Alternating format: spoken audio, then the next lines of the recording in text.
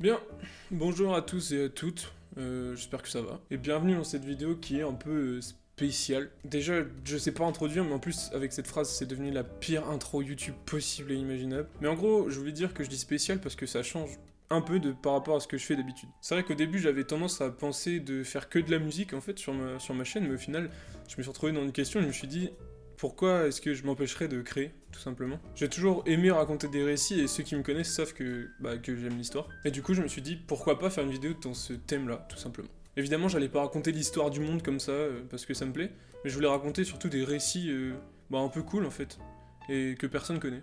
Donc, c'est parti. L'histoire que je vais vous raconter dans cette vidéo, c'est une histoire que j'ai connue dans mon cours de culture en DUT, donc que personne ne connaît. Et en fait, c'est une histoire que je trouve super intéressante, donc autant la partager. Cette histoire-là, c'est l'histoire d'Edward Bernays, aka le père de la propagande, et des techniques de persuasion. Ça fait un peu long.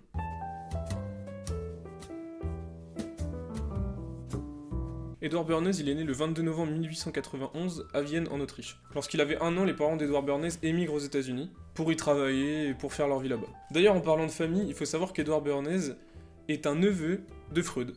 Oui, Freud, celui que tout le monde connaît. Parce qu'en fait, sa mère, Anna, est la sœur de Freud, tout simplement. Pour rappel, Freud est celui qui a théorisé les théories sur le psychisme humain, etc. quoi. Edward, il fait sa vie normalement, il fait des études agricoles, et puis après, il se tourne un peu plus vers la presse. Et ensuite, éclate un conflit, la Première Guerre mondiale. Alors il faut savoir que les techniques de persuasion, ça a été inventé au début du XXe siècle par un petit groupe de penseurs pour contrôler le peuple. On va laisser notre petit Edward de son côté un petit moment, et on va s'intéresser au contexte qui se passe en 1916. Cette année-là, Wilson est en course pour devenir le président des États-Unis face à Hughes. Il est en course pour devenir le 28e président des États-Unis. Pour se faire élire, Wilson, il va juste dire au peuple, vous voyez le conflit là-bas en Europe, où c'est un peu le bordel ? On va pas y aller. Sauf que le petit Wilson, quand il se fait élire et qu'il arrive au pouvoir, il se rend vite compte que intervenir dans le conflit qui se passe en Europe, c'est-à-dire la Première Guerre mondiale, est vite un atout de force pour eux. Sauf qu'il sait que même s'il a beaucoup de choses à y gagner, dans son pays, les gens ils vont moyen kiffer. Donc les États-Unis ils se servent d'une méthode de propagande simple qui existe à l'époque, c'est se servir des célébrités de l'époque. En gros, il va utiliser les personnalités publiques pour dire aux gens, voyez là-bas le conflit, défendez votre terre, etc. Et il va utiliser par exemple des gens comme Charlie Chaplin, que vous connaissez tous, le grand acteur américain, etc. etc.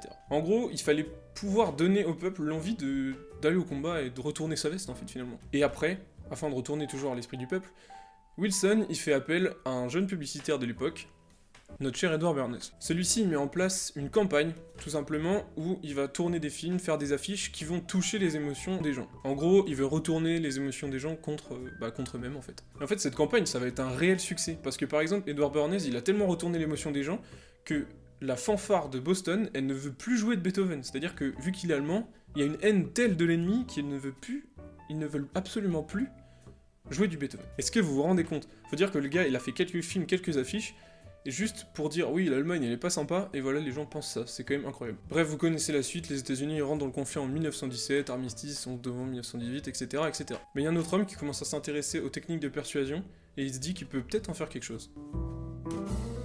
On passe maintenant en 1929. Edward Bernays, il est installé à New York, il se met bien tranquille. Et maintenant, il se fait appeler conseiller de l'opinion publique. Pourquoi? Bien tout simplement parce que le terme propagande est jugé un peu trop pessimiste. L'homme que je vous parlais tout à l'heure, c'est Walter Lippmann, journaliste et intellectuel américain. Il refuse catégoriquement l'usage de la force et dit vouloir utiliser la fabrication du consentement humain. Par cette appellation, en fait, Lippmann, il veut juste dire que, avec une propagande correctement menée, on peut transformer facilement le peuple en consommateur. Pour lui, acheter ça doit plus être un besoin comme ça l'était à l'époque, mais tout simplement un plaisir ou un désir. Pour revenir à Edward Bernays, à cette époque-là, il va chercher à faire de nouvelles campagnes pour faire acheter les gens. Il va se servir, notamment, des médecins. En gros, à l'époque, les médecins c'était un peu le seigneur, quoi. C'est-à-dire que dès qu'un médecin disait oui, ça c'est bien, bah ça c'était bien, ou ça c'est pas bien, bah ça c'était pas bien. Et en l'occurrence, à cette époque-là, Edward Bernays il se met dans le marketing du tabac. Donc en gros, il va aller voir plein de médecins, leur dire oui, ça vous dit, vous dites que en gros, le tabac c'est cool et tout. Et donc c'est ce qui se passe. Les médecins dans leur rendez-vous, ils glissent un petit oui, vous devriez fumer, c'est cool et tout. Et en gros, Edward Bernays, il va faire aussi des pubs où on va voir des médecins carrément allumer une clope et dire oui, c'est cool et tout, c'est recommandé par les médecins.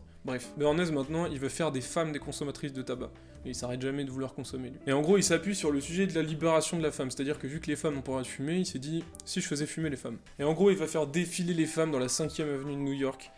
Toutes toutes avec des cigarettes à la main, ce qui va faire un énorme coup marketing, vous en doutez bien. Il y a des gens qui sont outrés, il y a des gens qui sont contents, et moins de 3 semaines après, toutes les femmes osent fumer en liberté. En gros, en une douzaine d'années, grâce à Lippmann et Bernays, les mentalités ont complètement changé. C'est-à-dire que les gens sont passés d'un réel besoin d'acheter à un réel plaisir, un désir en fait, un peu comme aujourd'hui. Après, il faut savoir qu'il y a le krach boursier de 1929 qui vient tout chambouler. Bernays, suite à la montée du socialisme dans les années 20, il a fait en sorte que les ouvriers se mettent à idolâtrer leur patron. C'est-à-dire que les sociétés capitalistes étaient bien vues en gros. Sauf que le krach de 1929, ça va remettre toutes les montres à l'heure. C'est-à-dire que toutes les sociétés qui sont capitalistes, eh ben, elles seront encore mal vues. Puisqu'en gros, elles foutent tout le monde à la porte pour aller très très rapidement, quoi. En gros, Roosevelt, président à l'époque, il demande à Bernays maintenant de calmer les gens, puisque les gens sont révoltés contre les sociétés capitalistes. Ce que veut faire Bernays, c'est tout simplement donner au peuple l'envie de faire confiance au président finalement. Il va proposer au président d'aller le filmer chez lui, tous les jours, avec des scènes familiales, etc., dans sa piscine, avec ses enfants, etc.